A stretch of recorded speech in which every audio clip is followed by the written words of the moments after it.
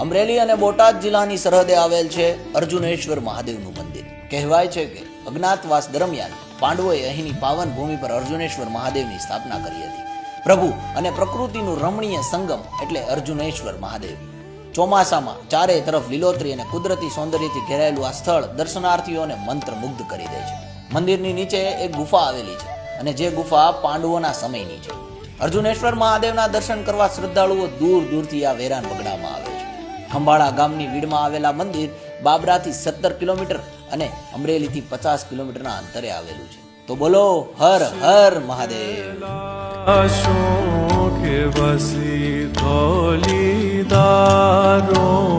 के राजा शंकर संकट हरणा